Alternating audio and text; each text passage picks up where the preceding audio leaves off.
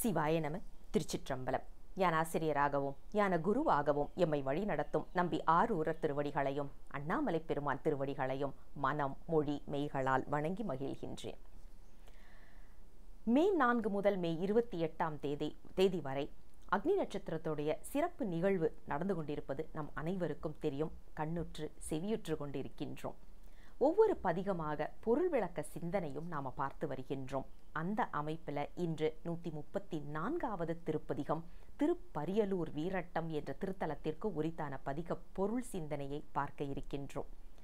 எப்போதும் போல் நம்மோடு இணைந்திருப்பவர்கள் சைவ சித்தாந்த ஆசிரியை பெங்களூரில் இருந்து சிவத்திரு கற்பகஜோதி முருகவேள் அம்மா அவர்கள் ஏற்கனவே நமக்கு 5 பதிகங்களுடைய பொருள் விளக்கத்தை மிக அழகாகவும் தெளிவாகவும் சொல்லியிருக்கிறாங்க. அடுத்த பதிக விளக்கத்தோடு இப்போது நம்மோடு இணைந்திருக்கின்றார்கள். தாமதிக்காமல் அம்மாவிடம் மேடையை ஒப்படைக்கின்றேன். சிவாய நம. திருச்சிற்றம்பலம். சிவாய நம. திருச்சிற்றம்பலம். கூறும் நாவே முதலாக கூறும் கரணம் எல்லாம் நீ தேரும் வகை நீ திகைப்பும் நீ தீமை நன்மை முழுதும் நீ வேறோர் பரிசிங்கு ஒன்றில்லை மெய்மை உன்னை விரித்துரைக்கில் தேரும் வகையன் சிவலோகா திகைத்தால் தேற்ற வேண்டாவோ. திருச்சிற்றம்பலம். சிவாய நம. திருச்சிற்றம்பலம். பெருமானோட பெருங்கருணையினால மழை வேண்டி பதிகங்கள் வரிசையாக பார்த்துட்டு வந்துட்டு இருக்கோம். அதுல இந்த தொடர் சிந்தனையில இன்னைக்கு நாம பார்க்க இருக்கிற தலம் திருப்பரியலூர் வீரட்டம். வீரட்டம் அப்படிங்கிறது 8 வீரட்ட தலங்களை குறிக்கக்கூடியது. பெருமான் செய்த வீர செயல்களை காட்டக்கூடிய தலங்கள். இது நம்ம திருமூலர் சொன்ன மாதிரி அண்டத்தில் இருப்பதுதான் பிண்டத்திலும் இருக்கு அப்படிங்கறத வச்சு இங்க திருப்பரியலூர்லதான் தக்கன் வேள்வி. இந்த அரியலூர் வீரட்டம் நடந்தது அப்படின்னு சொன்னா அது தக்கன் வேள்வி தகர்த்தது அப்படிங்கிறத சொல்றாங்க. அப்ப இது அங்கதான் நடந்ததா, வேற எங்கேயும் நடக்கலையா அப்படின்னு சொன்னா பெருமான் எழுந்தருளி இருக்கக்கூடிய இடத்திற்கு அதற்குரிய இடமாக நம்ம முன்னோர்கள் நமக்கு வச்சு செய்திருக்காங்க. இந்த மாதிரி ஒரு தலங்களை கொண்டு வந்திருக்காங்க. அதே மாதிரி நம்ம உடம்புலையும் இந்த மாதிரி ஒரு அந்த அண்டத்தில் இருக்கக்கூடியது எல்லாம் இந்த பிண்டத்திலும் இருக்கு அப்படிங்கிறத கருத்துல வச்சுட்டு இந்த பிண்டம் அப்படிங்கிறது இங்க திருப்பரியலூர் வீரட்டம்ங்கிறது தக்கன் வேள்வி தகர்த்ததை சொல்றாங்க. அந்த தக்கன் வேள்வி நம்ம உடம்புலையும் நெருப்பு அப்படிங்கிறத வச்சு அதை வைத்து பார்த்தோம்னா திருமூலர் திருமந்திரத்துல இந்த வீரட்ட செயலையும் குறிப்பிட்டு கொடுத்திருக்கிறாரு. அந்த அந்த வகையில பாத்தீங்கன்னா திருக்கண்டியூர் அப்படின்னு எடுத்துக்கிட்டோம்னா அது அகங்காரம் அப்படிங்கிற தத்துவத்தை காண்பித்து அது பிரம்மன் தலை கொய்ததை காட்டுகிறது. திருவிற்குடி அப்படிங்கிறது காற்றுக்குரியதாகவும் சலந்தரனை வதம் செய்ததாகவும், திரு அதிகை வீராட்டம் அப்படிங்கிறது ஆகாயத்துக்குரியதாகவும் திரிபுரத்தை எரித்ததாகவும், திருப்பரியலூர் வீரட்டம் அப்படிங்கிறது இன்னைக்கு நாம பார்க்க இருக்கக்கூடிய இந்த தலம் இது நெருப்புக்குரியதாகவும் தக்கன் யாகத்தை தகர்த்ததையும், திருக்குறுக்கை வீரட்டம்ங்கிறது நீரும் மன்மதனை எரித்ததையும், திருவழுவூர் வீரட்டம் அப்படிங்கிறது மனம் அப்படிங்கிற நம்மளுடைய அந்தக்கரணங்கள்ல ஒன்றான மனத்தையும் கயாசூரனை வதம் செய்ததையும், அடுத்தது திருக்கடவூர் வீரட்டம்ங்கிறது நிலத்துக்குரியதாகவும் யமனை உதைத்ததையும் சொல்லி, திருக்கோயிலூர் வீரட்டம்ங்கிறது புத்தி தத்துவத்துக்குரியதாகவும் அந்தகனை அழித்ததையும் இந்த இடத்துல சொல்லி 8 வீரட்ட செயல்களாக நமக்கு காட்டுறாங்க. இதுல தக்கன் யாகம் நமக்கு என்ன சொல்ல வருது அப்படின்னு சொன்னா, பெருமான் ஒருவன் என்னும் ஒருவன் காண்க அப்படிங்கிறத மறந்து அவன் என்ன செய்தான், அவன் தன்னையும் மற்ற சிறு தெய்வங்களுக்கும் முக்கியத்துவம் கொடுத்து அவர்களை முன்னிறுத்தி பெருமானை அவமதித்தது மட்டும் இல்லாம திருவருளையும் அவன் அவமதித்தான். அதனால அவனுடைய வேள்வி அங்க அழிக்கப்பட்டது. அது மட்டும் இல்லாம அந்த வேள்வியின் மூலமா நாம தெரிஞ்சுக்க வேண்டியது என்ன அப்படின்னா, அது வரைக்கும் சிவம் இல்ல இல்ல இல்லன்னு தலையாட்டிக்கிட்டு இருந்த அவன் ஆட்டு தலையை வைத்த பிறகு இருக்கு இருக்கு இருக்குன்னு தலையாட்டும்படி வச்சாரு. அதனால பெருமான் இருக்கிறார் அப்படிங்கிறத காட்டக்கூடியது. இந்த மழை வேண்டி பதிகங்கள்ல நம்ம வரிசையா பார்த்துட்டு வர்றதுல இன்னைக்கு இந்த திருப்பரியலூர் வீரட்டம் தலத்துல அதற்கான குறிப்பு பதிகத்துல இருக்கா அப்படின்னு சொன்னா குறிப்பு பெரிதாக ஒன்று இல்ல. இருந்தாலும் பெருமான் ஞானசம்பந்த பெருமான் இங்க நமக்கு இதை மேகராக குறிஞ்சி பண்ணுல கொடுத்திருக்காரு. மேகராக குறிஞ்சி பண் என்ன அப்படின்றது நம்ம வரிசையா பார்த்துட்டு இருக்கோம். அது மேகராக குறிஞ்சி பண் அப்படிங்கிறது, மேகராகம் அப்படிங்கிறது என்ன பண்ணும் அப்படின்னா, எப்படி ஒரு குழந்தையை தாளாட்டும் பொழுது நீலாம்பரி ராகத்துலதான் நம்ம குழந்தையை தாளாட்டுவோம். அப்படி தாளாட்டும் பொழுது முன்னும் பின்னும் சென்று அது ஒரு கட்டத்துல என்ன ஆகும், அப்படியே குழந்தையை அமைதியாக்கி அப்படியே தூங்க செய்யும். அது போல இந்த மேகராக குறிஞ்சியானது என்ன பண்ணும், மேகங்களை ஒன்றோடு ஒன்று அசைத்து அசைத்து அசைத்து கொண்டு அதை இணைத்து மழை பொழிய செய்யும். அப்படிங்கறதுனால இது மேகராக குறிஞ்சி பண்ணுல பாடுற பொழுது நமக்கு மழை பெய்யும் அப்படிங்கிறது உறுதியாக இருக்கு. அப்படி இருக்கும் பொழுது இங்க பெருமா இந்த இந்த தலத்துல தக்கன் யாகத்தை பத்தி சொல்ல வந்தோம். அந்த தக்கன் யாகத்துல தக்கனை பெருமான் இருக்காருன்னு தலையாட்ட ஆரம்பிச்சது. அந்த தலையாட்ட ஆரம்பிச்சதுல நமக்கு இவரு நம்பி ஆரூரர் சொல்றார், வேழம் உரிப்பர் மழுவாளர், கேள்வி அழிப்பர் சிரமறுப்பர், ஆழி அழிப்பர் அரிதனக்கு ஆனஞ்சு உகப்பர் அறமுறைப்பர் அப்படின்னு சொல்லிட்டு பெருமானுடைய இயல்புகளை எல்லாம் நமக்கு அந்த பதிகத்துல கொடுத்திருப்பார் நம்பி ஆரூரர். இந்த பதிகத்திலையும் ஞானசம்பந்த பெருமான் எப்படி கொடுத்திருக்கிறாரு அப்படின்னு சொன்னா, பெருமானின் இயல்புகளை சொல்லக்கூடிய பாடலை தான் முதல்ல எடுத்த உடனே கொடுத்தார். எப்படி சொல்றார் முதல் பாடல்ல அப்படின்னா, பெருமான் எப்படிப்பட்டவர் அப்படின்னா, அவர் கருத்தன்.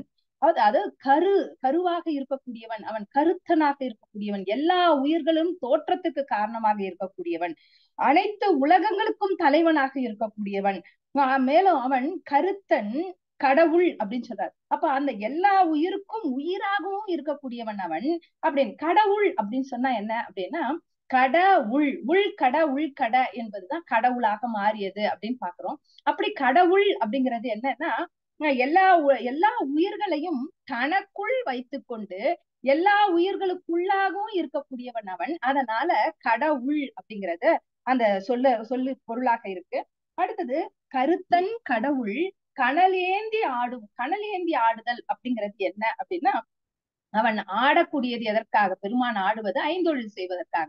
அதில் கனல் ஏந்தி ஆடுதல் அப்படிங்கிறது உயிர்கள் செய்யக்கூடிய வினைகளை அதை சுட்டி எரித்து அதன் மூலமாக உயிர்களை காப்பதை செய்யக்கூடிய செயல் செய்கிறான். அதனால கனலேந்தி ஆடும் நிறுத்தன்னா நடனம் செய்யக்கூடியவன். சடைமேல் நிரம்பா மதியன், மதியன் அப்படி நிரம்பா மதியன் அது வேற. அவரை சடை மேல மதிய வச்சுக்கிட்டாரு. இது எந்த நிலையில வச்சுக்கிட்டாரு அப்படின்னா, எல்லா கலையும் அழிந்த பிறகு நீதான் சரண் நீதான் கதி அப்படின்னு விழுந்தான் கால்ல. அவனை தூக்கி தலை மேல வச்சுக்கிட்டாரு பெருமான் அப்படின்னு பாக்குறோம். அப்படி நம்ம எல்லா நலன்களையும் இழந்த பிறகு பெருமானே நீயே கதி அப்படின்னு சொல்லி எல்லா நலங்களும் எல்லாம் இழந்த நலம் சொல்லாய் முருகாசுர பூபதி அப்படின்னு சொல்லுவாரு கந்தர் அனுபூதியில. இப்ப எல்லாம் இழந்த நிலையில் பெருமானே நீதான் கதி அப்படின்னு வந்தாலும் சரி, அந்த நேரத்தில் முழுமையான மதியாக, அதாவது முழு அறிவு இல்லாமல் பக்குவம் இல்லாமல் நிரம்பா மதியாக இருந்தாலும் சரி, பெருமான் அவர் அந்த உயிரை தன் தலைமேல் எடுத்து ஆட்கொள்வான் அப்படிங்கிறத சொல்லக்கூடியது நிரம்பா மதியன் அப்படிங்கிறதும். அடுத்தது திருத்தம் உடையார் திருப்பரியலூரில் விருத்தன் எனத்தகும் வீரட்டத்தானே. இது அந்த ஊர்ல இருக்கக்கூடிய நிலைய சொல்ல வராரு. ஊர்ல எப்படி இருப்பாங்க எல்லாரும் அப்படின்னா, திருத்தம் உடையவர்களாக இருப்பார்கள். திருத்தம் அப்படின்னா அவர்கள் எந்த செயலையும் இப்ப திருத்தம்ங்கிறது எப்ப வரும் அப்படின்னா, பிழை இருந்திருந்தா அந்த பிழையை திருத்தம் செய்தல் அப்படிங்கிறது. நமக்கு ஆங்கிலத்துல சொல்லணும்னா ப்ரூஃப் பாக்குறது அப்படின்னு சொல்லுவாங்க. இங்க பிழை இல்லாத உயிரே இருந்திருக்காது. எல்லா ஆணவ மல கலப்போட தானே இருக்கும். அதனால அந்த ஆணவ மலமும் கண்மமும் மாயையும் கலந்துதான் இருந்திருக்கும்.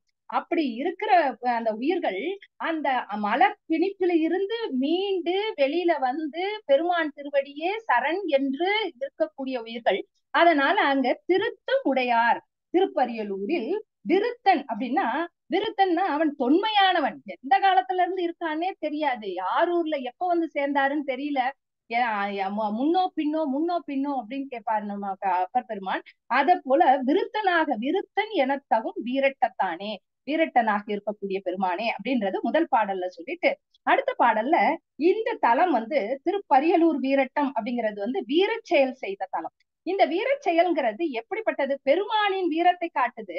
ஆனா பெருமான் பிறரை வந்து தண்டனை செய்து தண்டித்ததை காட்டக்கூடியது. அப்படி தண்டித்தல் அப்படிங்கிறது என்ன அப்படின்னா, நமக்கு வந்து பெருமான் கருணையே புரிபவர் அப்படின்னு சொல்றோமே, அப்படி கருணையே புரியக்கூடிய பெருமான் தண்டனையும் கொடுப்பாரா அப்படின்னா, அவர் வந்து இரண்டும் செய்வார். அறக்கருணையும் செய்வார், மரக்கருணையும் செய்வார். அப்ப இங்க இதையெல்லாம் இந்த 8 வீரட்ட தலங்களை சொல்றாங்க அப்படின்னு சொன்னா, 8 வீரட்ட தலங்களிலும் மரக்கருணை செய்திருக்கிறார் அப்படிங்கிறதுதான் பொருள். அப்ப இங்க வந்து பெருமானுக்கு ஞானசம்பந்த பெருமான் முதல் எடுத்த உடனே ஒரு சொல்லாட்சியில கூப்பிடுறாரு அவரை, மருந்தன் அப்படின்னு சொல்றாரு. மருந்தை எப்பமா எடுத்துக்குவோம் அப்படின்னா, மருந்தை வந்து நமக்கு நோய்வாய்ப்பட்டிருக்கும் போது எடுத்துக்குவோம். அப்ப அந்த மருந்துங்கிறது எப்படி இருக்கும் அப்படின்னா, கசப்பா இருக்கும், கஷ்டமா இருக்கும் சாப்பிடறதுக்கு.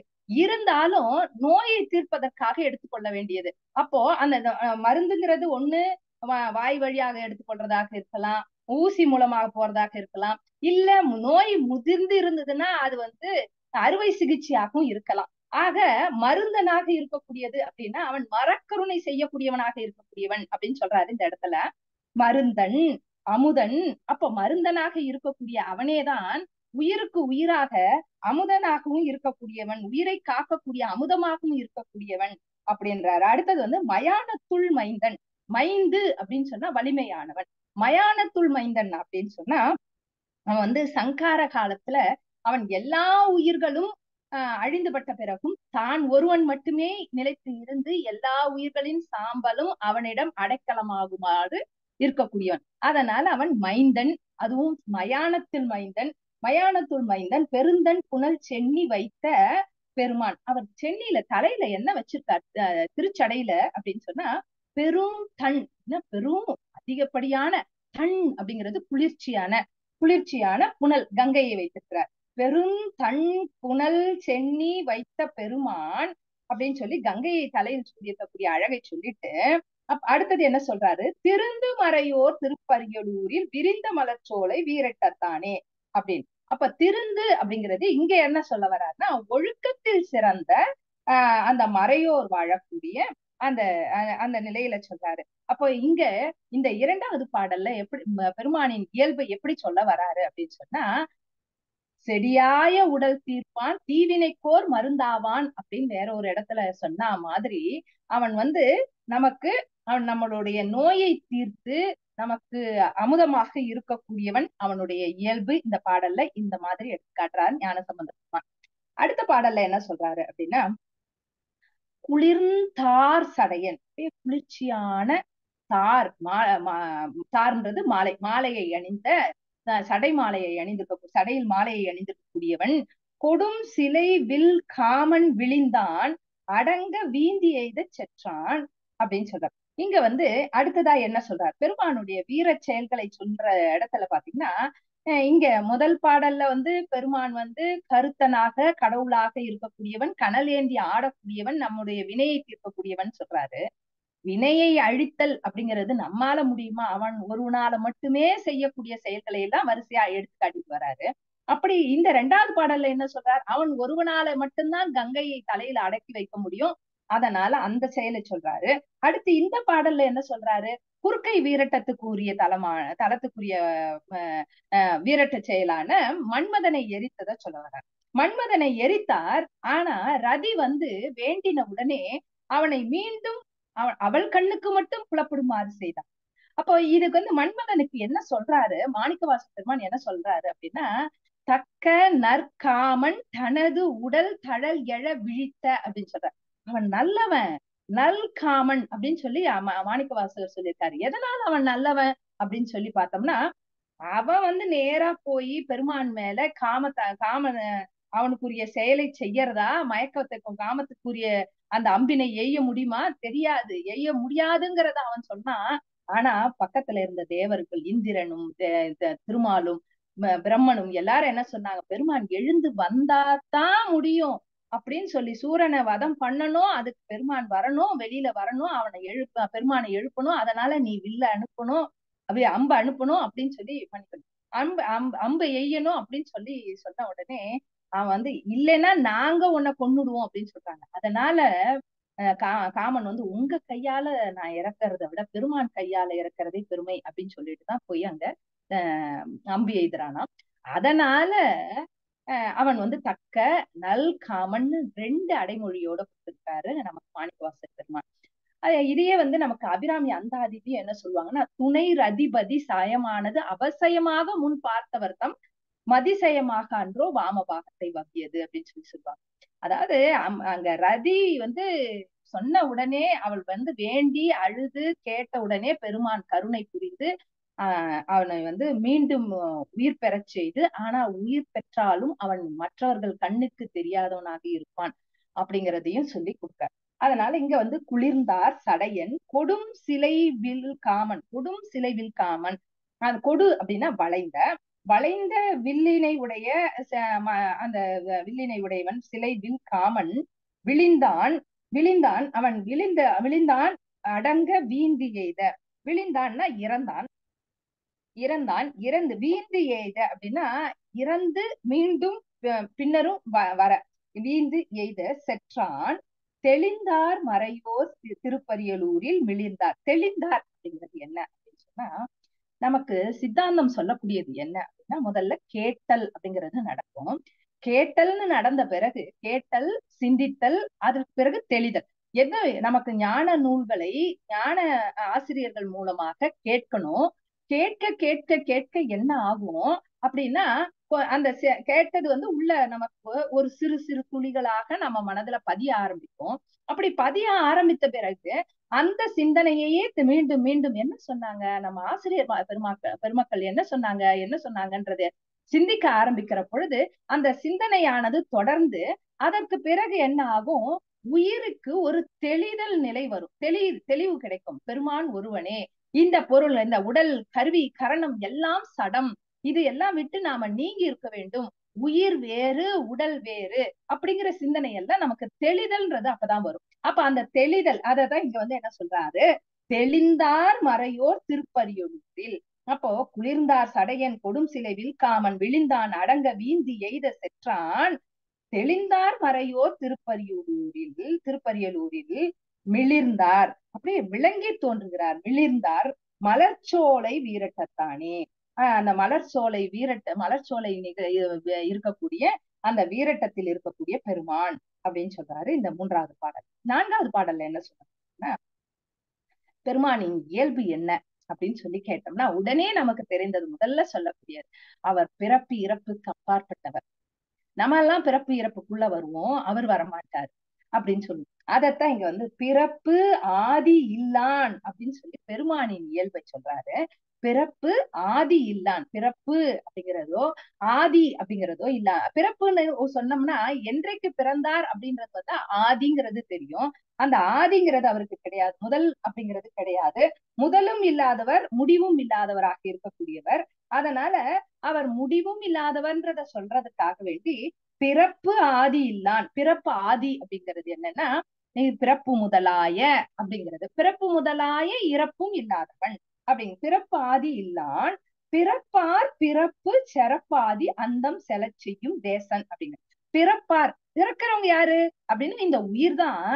ஒரு முறை 84 லட்சம் யோனி பேதம் திரும்ப திரும்ப பிறந்து பிறந்து இறந்து இறந்து இந்த உயிரானது இந்த உடலை பெறும், உடலை பெற்று மீண்டும் உடலை இழக்கும். இது வந்து தொடர்ந்து 84 லட்சம் யோனி பேத முறை இது வந்து பிறந்து இறந்து செய்து கொண்டிருக்கும் அப்படின்னு சொல்லி சொல்றாங்க, ஆட்படும் அப்படின்னு சொல்லி பார்க்கணும். அப்போ பிறப்பார் பிறப்பான்றது ஆன்மாக்கள், பிறப்பு சிறப்பு ஆதி. அப்ப பிறப்பு சிறப்புங்கிறது அந்த அழிதல், ஆதி அந்த பிறப்பு சிறப்பு ஆதி அந்தம் செல செய்யும். அப்போ உயிர்கள் தானா போய் பிறந்துடுமா, தானா உயிர்களுக்கு தானா உடல் பெற்றுடுமா, தானா அது திரும்ப இறக்குமா, இது இது தொடர்ந்து எப்படி நடக்குது அப்படின்னா, அந்த ஆதியையும் அந்தத்தையும் பிறப்பிற்கு உட்படுதலும், அது பிறப்புக்கு உட்பட்டு அந்த வினையை செய்து வினை முடிந்த பிறகு திணை அளவும் இல்லாது இந்த உயிரை இந்த உடலிலிருந்து பிரிக்க செய்தலும் யார் செய்யறாரு அப்படின்னா, ஆதி அந்தம் செலச் செய்யும் அப்படின்னா அதையெல்லாம் செய்யக்கூடிய பெருமான். அவன் பிறப்பாதி இல்லாதவன், அவன் பிறப்பு சிறப்பாதி அந்தம் செலச் செய்யும் தேசன். தேசன் அப்படிங்கிறது தேசு அப்படின்னா ஒளி, ஒளி உடையவனாக இருக்கக்கூடியவன் தேசன். சிறப்பாடு உடையார் திருப்பரியலூரில், சிறப்பாடு சிறப்புகளை உடையார் திருப்பரியலூரில் விரல் பாரிடம் சூழ வீரட்டத்தானே. விரல் பாரிடம் அப்படிங்கிறது என்னன்னா, வலிமையான பூதகணங்களோட இருக்கக்கூடியவன் அப்படின்னு சொல்றார். அப்ப இந்த உயிர்களுக்கு பிறப்பு சிறப்பாதி அந்தம் செலச் செய்யும் தேசன் அப்படின்னு சொல்லும் பொழுது என்ன சொல்ல வராரு அப்படின்னா, பிறவி எடுக்கக்கூடிய உயிர்கள் எய்தும் பிறப்புக்கும் அதோட சிறப்புக்கும் முதலும் முடிவுமாக அடைய செய்யக்கூடிய செயலை செய்யக்கூடியவன் அவன், ஒளி வடிவானவன் அப்படிங்கிறத சொல்லிட்டு, இந்த உயிர் ஒரு உயிரானது பிறப்பிற்கு வரும் பொழுதே அதற்கு பேரு, இழவு, இன்பம், பிணி, மூப்பு, சாக்காடு இவை ஆறும் கருவில் பட்டவையாக இருக்கும் அப்படிங்கிறதையும், அதையெல்லாம் வகுத்து அதற்கு கிடைக்க வேண்டிய பேரு, இழவு, எதெல்லாம் இன்பம், எதெல்லாம் பிணி அப்படிங்கிறது எல்லாம் அந்த உயிருக்கு கூட்டு வைக்கக்கூடியவன் பெருமான் அப்படிங்கிறதையும் இந்த பாடல்ல சொல்லியிருக்கார். அடுத்தது 5வது பாடல்ல, கரிந்தார் இடுகாட்டில் ஆடும் கபாலி, புரிந்தார் படுதம் புறங்காட்டில் ஆடும் தெரிந்தார் மறையோர் திருப்பரியலூரில் விரிந்தார் மலர்ச்சோலை வீரட்டத்தான். கரிந்தார் அப்படின்னா என்னன்னா, இறந்தவர்கள் இருக்கக்கூடிய அந்த இடுகாடு. இடுகாட்டில் நம்ம தமிழ் எவ்வளவு சிறப்பான மொழி அப்படின்னு சொல்லி பார்த்தோம்னா, இந்த உடலை இடும் காடு, அதனால அது இடுகாடு. சுடும் காடா இருந்தா அது சுடுகாடு அப்படின்னு சொல்லி பிரிச்சு சொல்லியிருக்காங்க. அப்ப இங்க இடுகாட்டுல இந்த உடலை எல்லாம் விடக்கூடிய காட்டுல ஆடக்கூடிய கபாலி அப்படின்னு சொல்றாரு. கரிந்தார் இடுகாட்டில் ஆடும் கபாலி, புரிந்தார் படுதம் புறங்காட்டில் ஆடும் அப்படின்னு சொல்ற.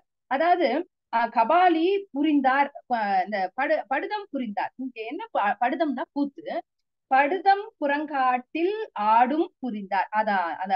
அந்த படுதம் புரிந்தார், புறங்காட்டில் படுதம் புரிந்தார். அதுல அங்க இடுகாட்டில் ஆடக்கூடிய அந்த கபாலி படுதம் புரிந்தார், அதாவது கூத்து நவின்றார். இந்த ஐந்தொழிலை செய்யக்கூடியதான் இங்கேயும் சொல்றாரு.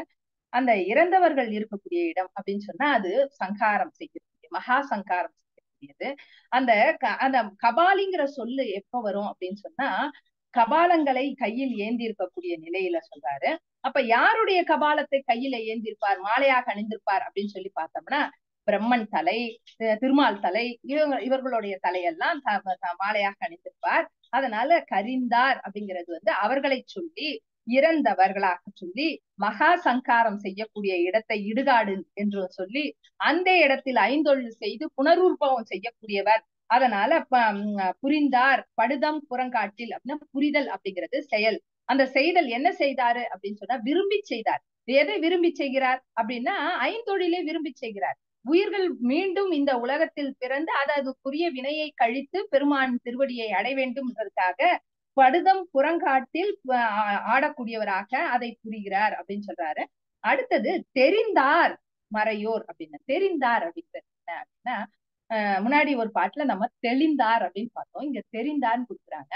அப்படின்னா என்ன அப்படின்னா, பெருமானை தெரிந்தவர்கள், பெருமான் ஒருவன் என்னும் ஒருவன் அப்படிங்கிறத தெரிந்தவர்கள், பெருமானே எல்லாவற்றுக்கும் காரணமானவன், அவனே இந்த உலகம் அழிந்த பிறகும் நிலையாக இருக்கக்கூடியவன் அப்படிங்கிறத தெரிந்தவர்கள். அப்ப தெரிந்தார் மறையோர் திருப்பரியலூரில், அந்த திருப்பரியலூரில் இருக்கக்கூடிய மறையோர் தெரிந்தவர்கள். விரிந்தார் மலர்ச்சோலை, விரிதல் அப்படிங்கிறது என்னன்னா, விரிந்த மலர்ச்சோலை. அந்த தெரிந்து அப்படின்னு சொன்னாலே ஆராய்ந்து அறிதல். அப்ப ஆராய்ந்து அறிந்த அந்த அந்தணர்களை இந்த இடத்துல சொல்றாரு. அடுத்தது விரிந்தார் அப்படிங்கிறது, விரிந்தார் மலர்ச்சோலை, விரிந்த மலர்ச்சோலைகளை உடைய வீரட்டத்தானே அப்படின்னு சொல்லிட்டு அடுத்த பாடல்ல என்ன சொல்றாருன்னா, அறவுற்ற நானா அனல் அம்பதாக செருவுற்று அவர் புறம் தீயழச் செற்றான் தெருவில் கொடிசூழ் திருப்பரியலூரில் வெறுவுற்று அவர் தொழும் வீரட்டத்தானே. அப்படிங்கறதுல இங்க வந்து அறவுற்ற நாணா அனல் அம்பதாக இது முப்புறம் எரித்த வரலாறு சொல்றாரு இந்த இடத்துல. பெருமானின் வீர செயல்களை இங்க அடுக்கிட்டே வர்றாரு. அதுல வந்து இங்க முப்புறம் எரித்ததை சொல்ற பொழுது அறவுற்ற நாணா அனல் அம்பதாக அப்படின்னா அந்த பாம்பினை நாணாக வில்லுக்குரிய அம்பாக நாணாக கட்டி வில்லுக்குரிய நாணாக கட்டி அந்த அனலை நெருப்பினை ஏன் முதல்ல சொன்னாங்க? அதுல வந்து வாயு இருக்காரு, திருமால் இருக்காரு, எல்லாம் இருக்காங்களே அப்படின்னு சொன்னா அது நெருப்பு தான் முன்னாடி இருக்கு. அதனால முதல் அனல் அம்பதாக செருவுற்று அவர் புறம் செருவுற்று கோபத்தோடு இருக்கக்கூடிய அந்த செருவுற்று அவர் புறம் அந்த முப்புறத்தை தீயழச் செற்றான், தீயழச் செய்தவன் தெருவில் கொடிசூழ் திருப்பரியலூரில் கொடி சூழ்ந்திருக்கக்கூடிய திருப்பரியலூர் அந்த வீதிகளில் அந்த மாடங்களில் கொடி சூழ்ந்திருக்கக்கூடிய திருப்பரியலூரில் வெறுவுற்று அவர் தொழும் வீரட்டத்தானே. அப்போ வெறுவுறுதல் அப்படிங்கிறது எப்ப நடக்கும் அப்படின்னு சொன்னா அச்சம் வரும்பொழுது நடக்கும். அச்சம் வரும்பொழுது அச்சம்ங்கிறது எப்ப வரும் அப்படின்னா அஞ்சுதல் எதுக்கு பயப்படணுமோ அதுக்கு பயப்படாம இருக்கிறதும் தப்பு அப்படிங்கறதுதான் நமக்கு நம்ம முன்னோர்கள் சொல்லக்கூடியது. அப்ப அஞ்சுதல் அஞ்சாமை பேதமை அப்படின்னு இங்க ஏன் இவங்க அஞ்சுதல் செய்யறாங்க அப்படின்னு சொன்னா இவர்களுக்கு முன்னாடி பாட்டுல அவங்க தெரிந்தார் மறையோர் அப்படின்னு சொன்னாரு. அதற்கு முன்னாடி தெளிந்தார் மறையோர் அப்படின்னு சொல்றாரு. திருந்து மறையோர்னு சொல்றாரு. திருத்தம் உடையோர்னு சொல்றாரு. இதெல்லாம் அவங்க தெளிந்து பக்குவம் அடைந்த நிலையில் இருக்கக்கூடியவர்களுக்கு என்ன அச்சம் வரும் அப்படின்னா நமக்கு அச்சப்பத்துன்னு ஒரு முழுமையாக மாணிக்கவாசக பெருமான் ஒரு 35வது திருவாசகத்தில் 35வது பகுதியாக கொடுத்திருப்பாரு. அதுல என்ன கொடுத்திருப்பாருன்னா நான் வந்து எனக்கு திருநீர் அணியாதவரை கண்டால் அஞ்சினேன் அப்படின்னு சொல்லுவாரு. பெருமான் இல்லைன்னு சொல்றவங்களை பார்த்தா அச்சம் வருது அப்படின்னு. அப்ப இங்க அச்சம் உற்று இருக்கக்கூடியவர்கள் தெருவில் கொடிசூழ் திருப்பரியலூரில் வெறுவுற்று அவர் தொழும் வீரட்டத்தானே அச்சம் அடைந்தவர்களாக இருந்து அவர்கள் வணங்கக்கூடிய திருவீரட்டத்தானே அப்படின்னு சொல்லி எடுத்துக்கலாம். இந்த இடத்துல அடுத்தது வந்து நமக்கு அடுத்தது 7வது பாடல்ல நரையார் விடையான் நலம் கொள் பெருமான் அரையார் அறவும் அழகா அசைத்தான் பிறையார் புனல் சூழ் திருப்பரியலூரில் விரையார் மலர்ச்சோலை வீரட்டத்தானே அப்படிங்கறதுல என்ன சொல்லியிருக்காருன்னா நரையார் நரை அப்படிங்கிறது என்ன அப்படின்னா வெண்மை வெண்மையானது. இந்த விடைங்கிறது வந்து வெண்மையானது அப்படின்னு ஏன் சொல்றாங்க அப்படின்னு சொன்னா விடையோட நிறம் வெண்மை நிறம். இது வந்து ஆண்ம விடை அப்புறமா வந்து மால் விடை அப்படிங்கிறது எல்லாம் விடையில வந்து நமக்கு பாக்குறோம். அப்ப அறவிடை அப்படிங்கிறது ஒண்ணு பாக்குறோம். அறம்ங்கிறது பெருமான் வந்து அறத்தின் மேல் வருவார் அப்படிங்கிறது என்ன அப்படின்னா நாம செய்யக்கூடிய செயல்கள் எல்லாம் அறத்தின் அடிப்படையில் இருந்து செய்ய செய்ய செய்ய செய்ய அப்ப அந்த பெருமான் நமக்கு முன்னாடி எப்படி வந்து நிற்பார்னா நாம் செய்த அந்த அறச்செயல்களை வாகனமாக கொண்டு அவர் அதன் மேல் வந்து நமக்கு முன்னாடி நாம செய்த அறச்செயல்கள் தான் அவருக்கு வாகனமாக வந்து நிற்கும் அப்படிங்கிறத பாக்குறோம். அப்போ அந்த அறச்செயல்களை அவருக்கு விடையாக கொண்டு அதன் மேல் வருவார். அப்ப அந்த அறம் அப்படிங்கிறது அந்த வெண்மை அப்படிங்கிறது எதையெல்லாம் காட்டும்? இளமை செல்வம் இதெல்லாம் நிலையற்றவை. நாம் செய்த நற்செயல்கள் மட்டுமே நமக்கு நிலையானது அப்படிங்கறது. அதுவும் நான் செய்தேன்னு சொன்னா அதெல்லாம் பசு புண்ணியமா போயிடும். அதனால அதெல்லாம் பதிப்புண்ணியமாக இருந்து பெருமான் அதன் மேல் வருவார் அப்படின்றதுதான் இங்க வந்து நரையார் விடையான் நலம் கொள் பெருமான் நலங்களை மிகுதியாக கொண்டவன் அவன் நலத்தினை மட்டுமே உடையவன் அந்த பெருமான் அரையார் அறவம் அழகா அசைத்தான் அழகாக அசைத்தான். அசைத்தல்னா கட்டுதல். அரையார் அறவம்னா இடுப்புல வந்து அவர் அறவத்தை கட்டி வைத்திருக்கக்கூடிய நிலையை சொல்றாரு. அடுத்தது திரையார் புனல் சூழ் திருப்பரியலூரில் அதாவது அலைகள் வந்து மோதக்கூடிய அந்த புனல் நீர் நிலை இருக்கக்கூடிய திருப்பரியல் புனல்னா நீர் திரையார் புனல் சூழ் திருப்பரியலூரில் விரையார் மலர்ச்சோலை வீரட்டத்தானே. இதெல்லாம் வந்து நாம வந்து மழைக்குரிய பதிகங்களை நாம பார்த்துட்டு இருக்கோம். இந்த இயற்கை சூழல் வந்து சொல்லும் பொழுது எல்லா பதிகங்கள்லயும் இதே மாதிரி தான் சொல்லியிருப்பார் ஞானசம்பந்த பெருமான். நாம எப்படி எடுத்துக்கலாம் அப்படின்னு சொன்னா இந்த திரையார் புனல் சூழ் திருப்பரியலூரில் அப்படிங்கிறதையும் விரையார் மலர்ச்சோலை அப்படிங்கிறதையும் அடுத்த பாடல்லையும் விளைக்கும் வயல் சூழ்ந்த அப்படிங்கிறதும் நமக்கு வந்து நிறைய பாடல்கள்ல இந்த மாதிரி குறிப்பு வர்றது வந்து அங்கே மழை பொழிவு மிகுதியாக இருக்கும் பட்சத்துலதான் நமக்கு வந்து அந்த இடத்துல வந்து நமக்கு நல்ல விளைச்சலும் நல்ல செழிப்புமாக இருக்கும் அப்படிங்கிறது தெரியுது. அடுத்தது வளைக்கும் எயிற்றின் அரக்கன் வளைக்கும் எயிற்றின் அரக்கன் வரைக்கீழ் இழைக்கும்படிதான் இருந்து ஏழை எண்ணம் திளைக்கும் படுகர் திருப்பரியலூரில் விளைக்கும் வயல் சூழ்ந்த வீரட்டத்தானே. இப்போ இங்க வளைக்கும் எயிற்றின் அரக்கன், வளைக்கும்னா அவனுக்கு கோரப்பல் எப்படின்னா வளைந்த நிலையில இருக்குமா. அவங்க எல்லாம் அரக்கர்கள்லாம் உண்ணக்கூடிய மாமிசம் எல்லாம் உண்ணக்கூடிய நிலையில அவர்கள் பற்கள் இருக்கும். அதனால அவன் அரக்கன். வளைக்கும், அப்ப மாமிசம் உண்பவர்கள் எல்லாம் அரக்கர்கள் அப்படிங்கிறத சொல்றாரு. வளைக்கும் எயிற்றின் அரக்கன் வரை கீழ், மலையின் கீழ் இழைக்கும்படிதான், அப்படியே இழைச்சு போற அளவுக்கு இருந்து இருக்கக்கூடியவன். அடுத்தது இந்த திருப்பரியலூர்ல இருக்கக்கூடிய அக்ரணிகளும் எப்படி இருக்கும் அப்படின்னா, அந்த அன்னம்ங்கிறத சொல்றாரு. ஏழை அன்னம் திளைக்கும் படுக திருப்பரியலூரில். ஏழை அப்படின்றது பெண் அன்னம். பெண் அன்னம் திளைத்தல் அப்படிங்கிறது ஆண் அன்னத்தோடு இணைந்திருந்து திளைத்தலைய சொல்றாருங்க. அப்ப அன்னம் அப்படின்னு எடுத்துக்கிட்டோம்னாலே அன்னப்பறவை என்ன பண்ணும் அப்படின்னு சொன்னா, அந்த அன்னப்பறவையானது பாலையும் நீரையும் கலந்து வைக்கும் பொழுது அதில் இருக்கக்கூடிய பாலை எடுத்துக்கொண்டு நீரை விட்டுடும். அது மாதிரி எல்லாம் கலந்து இருக்கக்கூடிய ஊராக இருந்தாலுமே அங்கே பெருமானின் நிலையை தேவையானதை எடுத்துக்கிட்டு தேவையில்லாததை விடக்கூடிய நிலையில அந்த ஏழை அன்னம் அப்படின்னு சொல்றாரு. பெண் அன்னத்தை சொல்றாரு. ஏழைங்கிறது அறியாமை அப்படின்னு எடுத்துக்கலாம். அறியாமையோடு இருக்கக்கூடிய அன்னமானது அறியாமையை விட்டு திளைக்கும் படுகர் திருப்பரியலூரில். திளைக்கும் படுகர் அப்படின்னா, படுகர்னா நீர்நிலை, நீர்நிலையில் திளைத்து கொண்டிருக்கக்கூடிய திருப்பரியலூர், அங்கே விளைக்கும் வயல் சூழ்ந்த வீரட்டத்தானே அப்படின்னு சொல்றாரு. விளைக்கும் வயல் சூழ்ந்த அப்படிங்கிறது இங்க நமக்கு விளைவு செழிப்பாக இருந்து அந்த விளைவினை இந்த இடத்துல எடுத்து காட்டுறார். வயல் சூழ்ந்த திருப்பரியலூர் வீரட்டத்தானே அப்படின்னு சொல்லிட்டு, அடுத்தது விலங்கு ஒன் மலர் மேல் அயன் ஓத வண்ணன் துளங்கும் மனத்தார் தொழ தழலாய் நின்றான் அப்படிங்கிறார். இது அண்ணாமலைக்குரியது 9வது பாடல். விலங்கு ஒன் மலர் மேல், நல்ல சிறந்த ஒளிர்கின்ற அந்த மலர் மேல் எழுந்தருள் இருக்கக்கூடிய அயனும் ஓத வண்ணனும் அந்த துளங்கும் மனத்தார். துளங்குதல் அப்படிங்கிறது என்னன்னா நடுங்குதல்.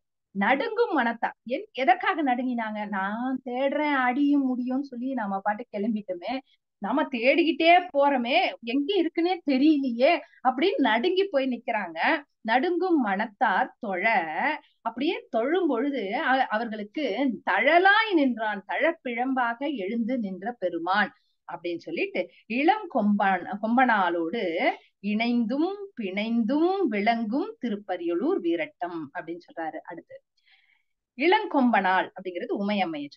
உமையம்மையோட பெருமான் எப்படி எழுந்திருக்கிறார்? இணைந்தும் பிணைந்தும் அப்படிங்கிற சொல்லாட்சிக்கு என்ன பொருள் அப்படின்னு சொல்லி பார்த்தோம்னா, இணைந்து அப்படின்னா பெருமானும் பெருமாட்டியுமாக இணைந்து இருந்து அருள் செய்யக்கூடிய நிலை. பிணைந்து அப்படிங்கிறது மாதுருபாகனாக அர்த்தநாரீஸ்வரராக இருக்கக்கூடிய நிலை. இணைந்து அப்படிங்கிறது பெருமானிலிருந்து பெருமாட்டி வெளியில வருவாங்க. சிவம் சிவமாக இருக்கும், சிவத்திடமிருந்து வெளிவரக்கூடியது சக்தி, அது செயல்படும். இது ஞானமாக இருக்கும், அது கிரியையாக இருக்கும். இதெல்லாம் நம்ம சித்தாந்தத்துல பாக்குறோம். அப்ப சிவத்திலிருந்து வரும் சக்தி சிவமும் சக்தியுமாக இருந்து அருள் செய்யக்கூடிய நிலையை இணைந்து இருத்தல் அப்படின்றதும், பிணைந்து இருத்தல்னா பிரியாமல் ஒன்றோடு ஒன்றாக சொரூப நிலையில் இருக்கக்கூடிய சிவமானது அதனுடைய அடங்கி இருக்கக்கூடிய சக்தியை இங்க சொல்றாரு. இணைந்தும் பிணைந்தும், அப்போ சொரூப நிலையிலும் தடத்த நிலையிலும் இருக்கக்கூடிய பெருமான் அப்படிங்கிறத இங்க சொல்றாங்க. இதே மாதிரி நமக்கு புறநான நமக்கு ஒரு காப்பு செய்யுள்ள பாத்தீங்கன்னா கடவுள் வாழ்த்துல என்ன சொல்றாங்க அப்படின்னு சொன்னா, மன்னிக்கணும், அதுல என்ன சொல்றாங்க அப்படின்னு சொல்லி பாத்தீங்கன்னா, பெண் ஒரு திறனாய் நின்று அவ்வுரு தன்னுள் அடக்கி கன்னி கார் நறு கொன்றை காமர் வண்ண மார்பின் தாரும் கொன்றை ஊர்திவாள் வெள்ளேரே சிறந்த சீர்கெழு கொடியும் அவ்வேரே என்பர். அந்தனர் கரைமிடரு அணியலும் அணிந்தன்று அக்கரை மறை நவில் அந்தனர் நுவலவும் படுமே அப்படின்னு சொல்லிட்டு, அடுத்தது இந்த நமக்கு உரிய வரிக்குரிய நம்ம பாடலுக்குரிய வரி என்னன்னா, பெண்ணுரு ஒரு திறனாகின்று அவ்வுரு தன்னுள் அடக்கி கரக்கினும் சுரக்கும் அப்படின்னு சொல்றாரு. பெண்ணானது ஒரு திறனாகின்று அவ்வுரு தன்னுள் அடக்கி கரக்கினும் சுரக்கும் பிறை நுதல் வண்ணம் ஆகின்று அப்பிறை 14 கணனும் ஏத்தவும் படுமே. எல்லா உயிர்க்கும் ஏமமாகிய நீரறவு அறியா கரகத்து தாழ்ச்சடை பொழிந்த அருந்தவத்தோர்க்கே அப்படின்னு சொல்லி கொடுக்குறார். அப்போ இந்த பெருமான் வந்து பெண் உருவாகவும் பெண்ணை தனக்குள் அடக்கிய நிலையிலும் பெண்ணை தன்னிலிருந்து பிரித்து காட்டக்கூடிய நிலையிலும் இருக்கக்கூடியவர் பெருமான். அதனால அந்த உண்மை நிலையும் சொரூப நிலையும் தடத்த நிலையும் இந்த இடத்துல எடுத்து காட்டுறார். இளங்கொம்பனாலோடு இணைந்தும் பிணைந்தும் விளங்கும் திருப்பரியலூர் வீரட்டத்தானே அப்படிங்கிறத சொல்லிட்டு அடுத்தது சடையன் பிறையன் சமன் சாக்கியரோடு அடை அன்பு இலாதான் அடியார் பெருமான் உடையன் புலியின் உரித்தோல் அரைமேல் விடையன் திருப்பரியல் வீரட்டத்தானே. பெருமான் எப்படிப்பட்டவர், அவருடைய இயல்பு என்ன அப்படின்னா, அவருடைய சடை ஞானத்திற்கு அடையாளமாக இருக்கக்கூடிய அந்த சடையில் என்னெல்லாம் இருக்கும் அப்படின்னா, திங்களை சூடி இருப்பாரு, கொன்றையை சூடி இருப்பாரு, நகுதலையை வைத்திருப்பார், கங்கையை வைத்திருப்பார், பாம்பினை வைத்திருப்பார், கொன்றையை வைத்திருப்பார், இப்படின்னு வரிசையா நம்ம சொல்லிக்கிட்டே இருக்கலாம். அந்த சடையன் அவன் தலையில் பிறையை வைத்திருக்கக்கூடியவன் பிறையன். இன்றைக்கும் நாம 3ஆம் பிறை அன்றைக்கு பார்த்தோம்னா, அமாவாசை கழிச்சு 3வது நாள் பாத்தீங்கன்னா 3ஆம் பிறை. அதை பார்த்த உடனே நம்மில் பலர் வந்து பெருமானே அப்படின்னு வணங்குறது உண்டு. அப்ப அதற்கு பொருள் என்ன அப்படின்னு சொன்னா, பெருமான் அன்று காட்சி தருகிறார் நமக்காக அப்படிங்கிறது. அப்ப பெருமான் தலையில் சூடி இருக்கக்கூடியது பிறை, அதனால அந்த பிறை கூறியவன் பிறையன் அப்படின்னு சொல்லி சொல்றாரு. அப்போ சடையன் பிறையன் அது மதிதான், ஆனா அதை சூடி இருக்கக்கூடியவன் இது ஆகு பெயராக சொல்றாரு. அதனால இங்க பிறையன் சமன் சாக்கியரோடு அடை அன்பு இலாதான். சமன் சாக்கியரோடு அவர்கள் அடைவதற்குரிய அன்பு இல்லாதான். அவர்கள் அடைவதற்கு அவர்கள் அன்பு செய்ய வேண்டும், அன்பு செய்தால் அவர்கள் அடைவதற்குரியவனாக இருப்பான், அவங்க அடைய முடியாதவனாக இருக்கிறான். அடுத்தது அடியார் பெருமக்களுக்கு அவர் எப்படி இருப்பாரு அப்படின்னா, அடியாருக்கு நல்ல பெருமாளாக இருக்கக்கூடியவன் பெருமான். இது வந்து நமக்கு கந்தர் அலங்காரத்துல பாத்தீங்கன்னா, முடியா பிறவி கடலில் புகார் முழுதும் கெடுக்கும் மிடியார் படியில் விதனப்படார் வெற்றிவேல் பெருமாள் அவுணர்க்கு வெற்றிவேல் பெருமாள் அடியாருக்கு நல்ல பெருமாள் அவுணர் குலம் அடங்க பொடியாக்கிய பெருமாள் திருநாமம் புகழ்பவரே அப்படின்னு சொல்லு. அப்ப அடியாருக்கு நல்ல பெருமாளாக இருக்கக்கூடியவன் கந்தர் அலங்காரத்திலையும் சொல்லியிருப்பாங்க. இங்க வந்து நமக்கு ஞானசம்பந்த பெருமான் என்ன சொல்றார், அடியார் பெருமான் அடியாருக்கு உரிய பெருமானாக இருக்கக்கூடியவன், அடியவர்கள் வேண்டும் அப்படின்னு சொல்லி கேட்டா உடனே வந்து இல்லை எண்ணாது அருள் புரியக்கூடியவன் அவன் அடியார் பெருமான். அப்புறம் 3வது வரி எப்படி எடுத்துக்கணும், புலியின் உரித்தோல் அரைமேல் உடையன் புலியின் உரித்தோல் அரைமேல் அப்படின்னு சொல்லி கொடுத்துட்டாங்க. நாம எப்படி எடுக்கணும்னா, புலியின் உரித்தோல் அரைமேல் உடையன் விடையன் திருப்பரியல் வீரட்டத்தானே அப்படின்னு சொல்லி சொல்றார். அப்போ திருப்பரியல் வீரட்டத்தனாக இருக்கக்கூடிய பெருமான் எப்படி இருக்கார் அப்படின்னா, புலியின் உரித்தோலை உடையாக அணிந்திருக்கக்கூடியவர், அரைமேல் உடையாக அணிந்திருக்கக்கூடியவர் அப்படிங்கறது இந்த பாட்டுல சொல்லிட்டு அடுத்த பாடல் நம்ம நீருக்காக வேண்டிதான் ஒரு இடத்துலயும் நம்ம இந்த 7 பதிகங்களையும் தொடர் சிந்தனையாக சிந்தித்துக் கொண்டிருக்கிறோம். இந்த பாடல்ல என்ன சொல்லியிருக்காருன்னா, நறுநீர் உகுங்காழி ஞான சம்பந்தன். நறுநீர் நல்ல நீர், உகுங்காழி அப்படிங்கிறது அர்க்கியம் செய்தல் அப்படிங்கறத சொல்லிட்டு அவர் ஞான சம்பந்த பெருமானை சொல்லி அடுத்தது வெறி நீர் திருப்பரியல் வீரட்டத்தானே. வெறி நீர் அப்படிங்கிறது மனம் பொருந்திய நீர் வளமுடைய அப்படின்னு எடுத்துக்கலாம், மனம் பொருந்திய தேன் அப்படிங்கறத எடுத்துக்கலாம். வெறி நீர் திருப்பரியல் வீரட்டத்தானை பொறி நீடு அரவன் புனைப்பாடல் வல்லார்க்கு. பொறி நீடு அப்படின்னா புள்ளிகளை உடைய நீண்ட பாம்பினை அணிந்திருக்கக்கூடிய புனை பாடல் வல்லார்க்கு அரும் நீடு அவலம் அப்படி அணிந்திருக்கக்கூடிய பெருமானை, அந்த பெருமானை இந்த பாடக்கூடிய இந்த பாடல்களை வல்லார்க்கு அரும் நீடு அவலம் நீங்கும். அதாவது இந்த பிறப்பில் அவர்களுக்கு இருக்கக்கூடிய அவலமானது நீங்கும். அது மட்டும் இல்லாமல் அரும் பிறப்பு தானே, மீண்டு வாரா வழி அருளக்கூடியவன், மீண்டும் பிறப்பு வாரா நிலை வந்து சேரும் அப்படிங்கறத சொல்லிட்டு, அப்ப இந்த பதிகம் நம்ம வந்து சிந்திப்பதற்கான காரணம் மேகராக குறிஞ்சிப்பண். அந்த மேகராக குறிஞ்சிப்பண்ணில் இந்த பதிகத்தை பாட பாட மழை பெய்யும் அப்படிங்கிறதையும், இந்த மழைக்கானதாக நமக்கு வந்து சிலப்பதிகாரத்தை எடுத்துக்கிட்டோம்னால் கூட மாமழை போற்றுதும்னு சொன்னாங்க. அதனால இந்த மாமழையை போற்றும் விதமாக மாமழை பெய்ய வேண்டும், உயிர்கள் உய்தி அடைய வேண்டும், உயிர்கள் வந்து இன்னைக்கு என்ன கிடைக்கணுமோ அது அத்தனையும் கிடைக்கணும் அப்படின்னு சொன்னா அதுக்கு வந்து மழைதான் நமக்கு ஒரு முக்கியமான ஒன்று. மழை இல்லாவிடில் நமக்கு உயிர்கள் வந்து உயிர் வாழ்வது கடினம். அதனால அதற்காக வேண்டி மழை வேண்டி செய்யக்கூடிய வேள்வி இது.